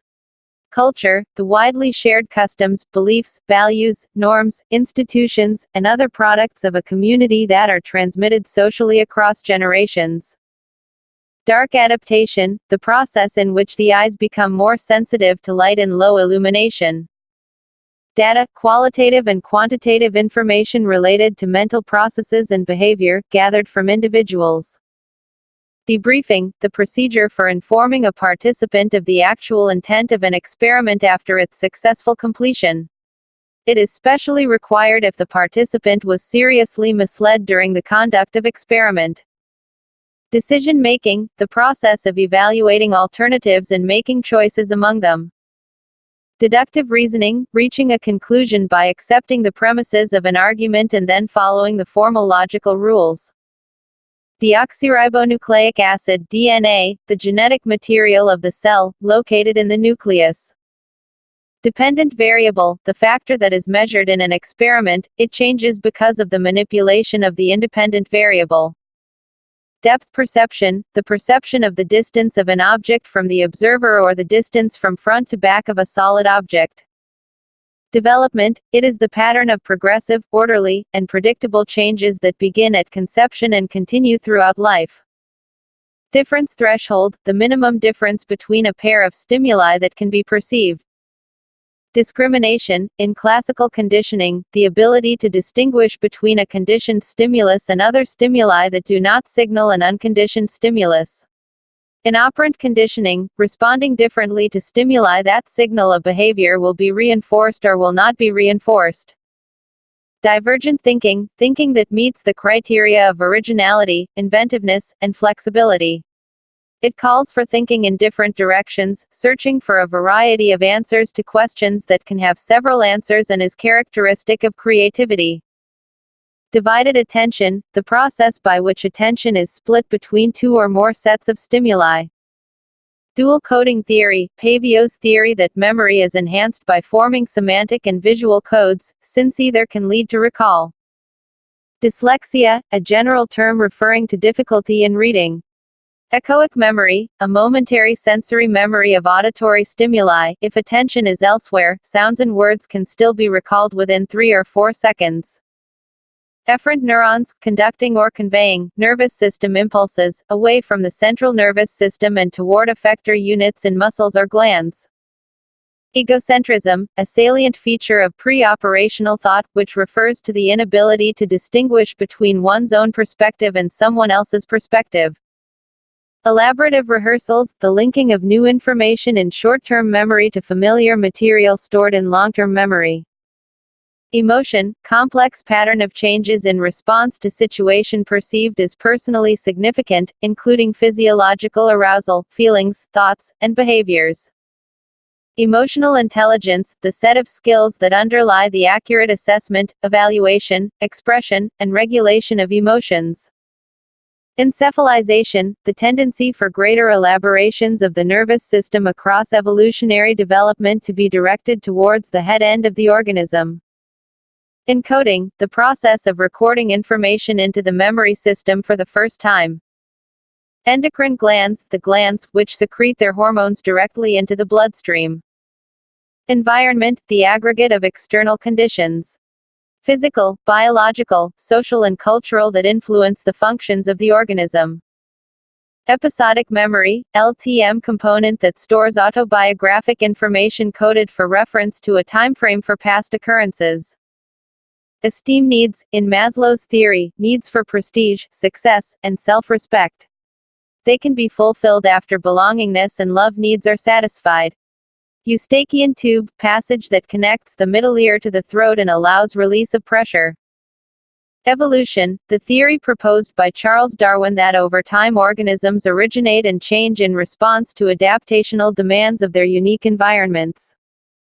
Experiment, a series of observations conducted under controlled conditions to investigate the causal relationship between selected variables. Experimental group, the subjects in study who receive some special treatment in regard to the independent variable.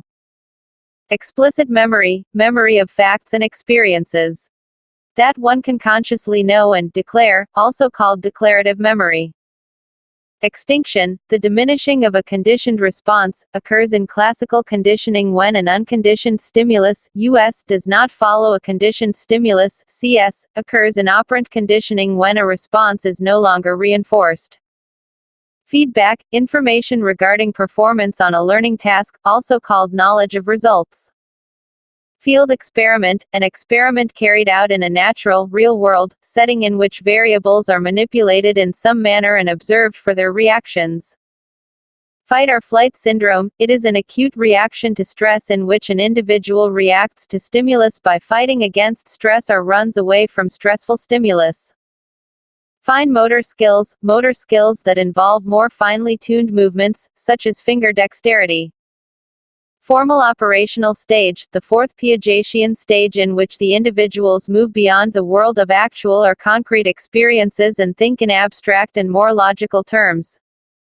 Free recall, in memory experiments, retrieval of stored items in any order by the participant.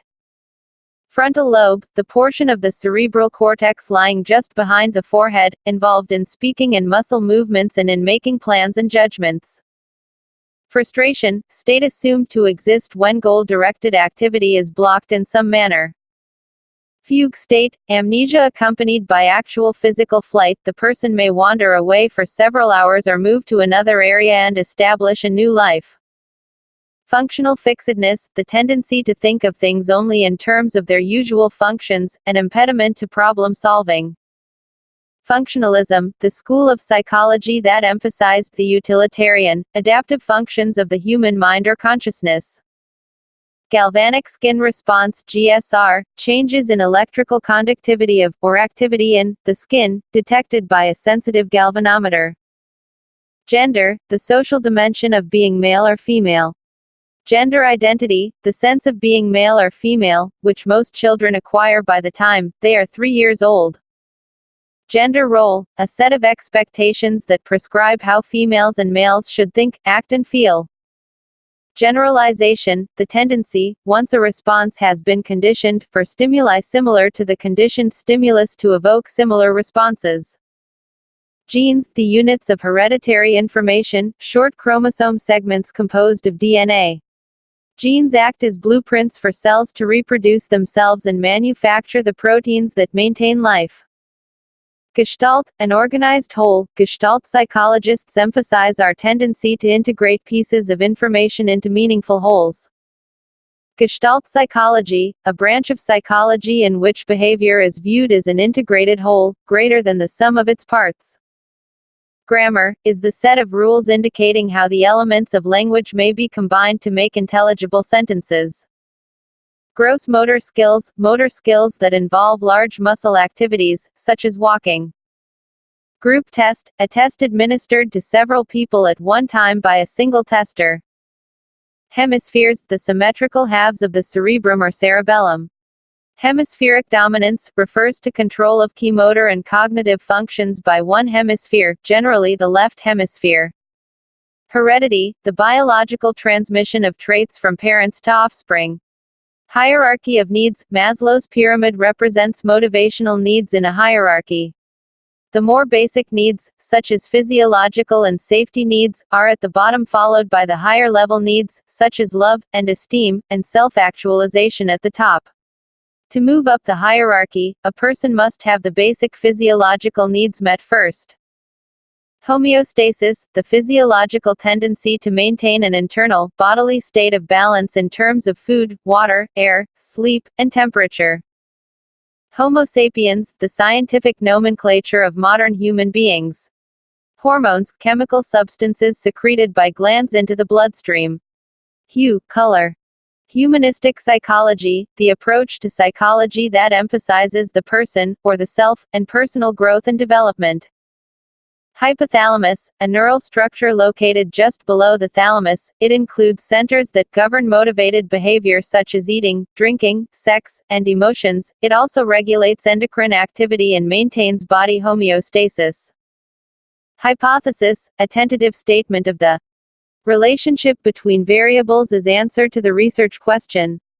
Identification, the process of associating oneself closely with other persons and assuming their characteristics or views. Identity versus role confusion, Erikson's psychosocial developmental stage in which adolescents are faced with conflicts as who they are, what they are all about, and where they are going in life. Resolution to these leads to identity formation. Illumination, a stage in the creative process. The idea, solution, or new relationship emerges and all the facts fall into place. Incidental learning, learning that is not deliberate, or intentional and which is acquired as a result of some other possibly unrelated activity. Incubation, a stage in the creative process. The progress is not apparent at conscious level, the unconscious mind may work on any idea or solution. Independent variable, the event or situation manipulated by an experimenter to see if it will have a predicted effect on some other event or situation. Individual test, a test which can be administered to only one person at a time. The Stanford-Binet and the Wechsler intelligence tests are examples of individual tests. Inductive reasoning, the logical process by which general principles are inferred from particular instances. Infancy, the developmental period extending from birth to 24 months. Information processing approach, an approach concerned with how individuals process information about their world, how information enters our minds, how it is stored and transformed, and how it is retrieved to perform problem solving and reasoning. Informed consent, agreement to an experimental or therapeutic procedure on the basis of the subject's or patient's understanding of its nature and possible risks. Initiative versus guilt, Erikson's stage of development in which preschool children face a widening social world and are faced with the challenge of developing purposeful behavior to cope with challenges, failure to which leads to development of guilt and shame. Insight, the ability to deal effectively with novel situations. Instinct, a complex universal behavior that is rigidly patterned throughout a species and is unlearned. Integrity versus despair, Erikson's eighth and last developmental stage during which individuals look back to evaluate what they have done with their lives. Satisfaction leads to sense of integrity and dissatisfaction to despair. Interference. In learning theory, the activities of the learner, either before, after, or during the learning process interfere with learned material, that cause forgetting. Interposition. A depth perception cue based on the principle that if one object seems to be covering another, it will be perceived as being closer. Interview. A face-to-face dialogue for the purpose of obtaining information, establishing a diagnosis, assessing interpersonal behavior and personality characteristics, or counseling the individual. Intrinsic motivation. The internal desire to be competent and to do something for its own sake. Introspection. The process of looking inward to one's feelings and conscious experience. James Lange theory, a theory of emotion that holds that body's reaction to a stimulus produces emotional perception, the overt feeling of emotion as a result of the bodily changes. Judgment, process of forming opinions, reaching conclusions, and making evaluations based on available material, the product of the evaluation process. Juvenile delinquency, a variety of adolescent behaviors ranging from socially unacceptable behavior to status offenses, such as running away, to criminal offenses, such as theft. Language, a set of symbols that convey meaning, and rules for combining those symbols, that can be used to generate an infinite variety of messages. Law of proximity, grouping law that asserts that nearest stimuli are grouped together. Law of similarity, grouping law that asserts that stimuli are grouped together on the basis of common elements. Learning disabilities. Children with learning disabilities 1. Are of normal intelligence or above, 2. Have difficulties in several academic areas but usually do not show deficits in others, and 3. Are not suffering from some other conditions or disorders that could explain their learning problems. Learning, a relatively permanent change in an organism's behavior due to experience. Lie detector, an instrument whose use is based on the idea that lying is often accompanied by the visceral components of fear or excitement. The detector indicates when a person's answers are accompanied by emotional arousal. Light adaptation, the adjustment of the rods and cones in the eye to changes in illumination. Limbic system, brain system that processes motivated behavior, emotional states, and certain kinds of memory. Linear perspective, a monocular cue for perceiving distance. We perceive the converging of what we know to be parallel lines as indicating increasing distance. Loudness, the perception of a sound wave's amplitude. Maintenance rehearsal, active repetition of information to enhance subsequent access to it. Maturation, the orderly sequence of changes dictated by each person's genetic blueprint. Medulla, the base of the brainstem, controls heartbeat and breathing, waking, sleeping. Nerve fibers connecting the brain and the body crossover at the medulla. Memes are the DNA of human society, influencing every aspect of mind, behavior, and culture. Menarche, the first occurrence of menstruation. Mental representation, a mental model of a stimulus or category of stimuli. Mental set, tendency to respond to a new problem, situation in the manner used for a previous one. Metacognition, knowledge and understanding of one's own mental processes. Mind is a concept, which refers to unique set of individuals' sensations, perceptions, memories, thoughts, dreams, motives and emotional feelings. Mnemonics, strategies are techniques that use familiar associations in storing new information to be more easily retrieved. Modeling, in social learning theory, the process by which a child learns social and cognitive behaviors by observing and imitating others. Monocular cues, visual cues from one eye only. Moral development, development with respect to rules and conventions about what people should do in their interaction with other people, situations. Morphemes, the smallest units of meaning in a language.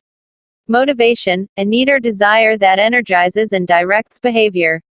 Motives, the factors that direct and energize behavior. Motor development, the progression of muscular coordination required for physical activities. Motor neurons, neurons that carry impulses away from the CNS to muscles and glands. Natural selection, the evolutionary process that favors individuals of a species that is best adapted to survive and reproduce. Need, physiological, internal, or environmental, external, imbalance or deficit that gives rise to a drive. Negative correlation, relationship between two variables in which as one variable goes up, the other goes down.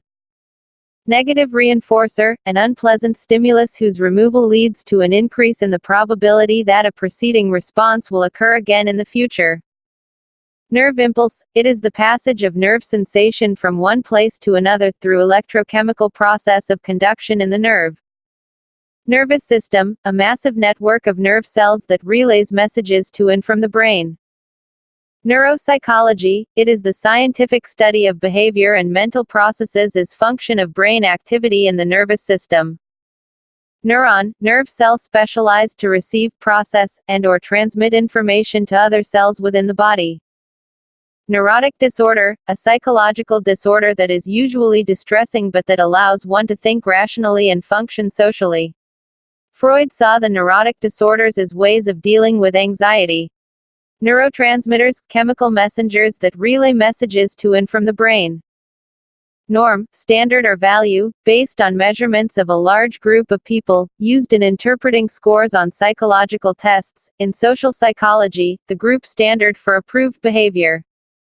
Nucleus, a ganglion, or clump of nerve cells in the central nervous system.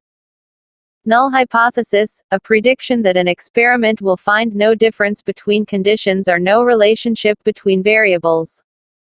Object permanence, understanding that objects and events continue to exist even when they cannot directly be seen, heard, or touched. Observation, the intentional examination and recording of an object or process as it occurs. Operant conditioning, a form of learning in which voluntary responses come to be controlled by their consequences. Operationism, the viewpoint that each concept must take its meaning as a single observable and measurable operation. Operations, internalized sets of actions that allow the child to do mentally what was done physically before. Organ of Corti, structure on the surface of the basilar membrane that contains the receptor cells for hearing. Pancreas, an important gland that secretes hormones related to the digestive process and the metabolic process. Insulin is one of the secretions of the pancreas. Paradigm, a model or a way of approaching or studying a set of phenomena. Parasympathetic division, division of the autonomic nervous system, ANS, that monitors the routine operation of the body's internal functions, and returns it to calmer functioning after sympathetic arousal. Peers, children of about same age or the maturity level. Perception, processes that organize sensory information and interpret it in terms of its environmental origins. Perceptual constancy, the ability, in perception, to draw similar inferences about the world from different patterns of sensory activity, e.g., a person seen from many different angles is still perceived as the same person. Performance tests, tests that do not involve language. Phenotype, observable features by which individuals are recognized. Phi phenomenon, the illusion of movement created by presenting visual stimuli in rapid succession. Phonemes, smallest meaningful units of sound in a language. Photoreceptor, a visual receptor, rod and cone cells. Physiological psychology, a scientific study of human and animal behavior based on the relationship of physiological processes like those of nervous system, hormones, sensory organs and the behavioral parameters. Pitch, the perceptual interpretation of a sound's frequency. Pituitary gland, gland that secretes hormones that influence the secretions of all other endocrine glands, as well as a hormone that influences growth. Pons, part of the brain involved in dreaming and walking from sleep. Positive reinforcement, a stimulus or event which, when its onset is made contingent on a particular response, increases the likelihood of that response. Power motive, the desire to influence others, to be in charge, and to have status and prestige. Prediction, one element of the scientific process of describing the relationship between antecedent variables and consequent events. Prediction works forward in time, beginning with measuring the antecedent variables and then anticipating the measures of the consequent events. Prenatal period, the time from conception to birth. Pre-operational stage, the second Piagetian stage in which children begin to represent world with words, images, and drawings but cannot perform operations in logical manner. Primary colors, a set of three colors, i.e. red, green, and blue, when mixed in unequal amounts can produce any color. Primary sex characteristics, the sexual structures necessary for reproduction. Problem solving, behavior that is at an advanced stage of thinking. It can be divided into 4 stages: incubation, illumination, preparation, and verification. Proximity principle, the Gestalt principle, which states that objects or stimuli that are close together will be perceived as a unity. Also called law of proximity. Proximodistal trend, the center outward direction of motor development. Psychoanalysis, a method of psychotherapy in which the therapist attempts to bring repressed unconscious material into conscious.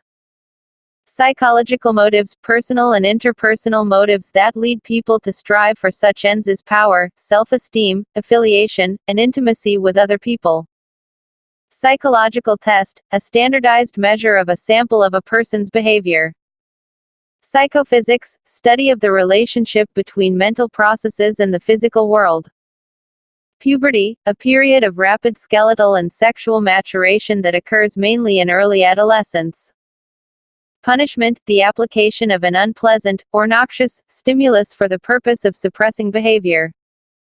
Randomization, a procedure by which a variable may be selected, assigned, or scheduled, in a completely unbiased manner.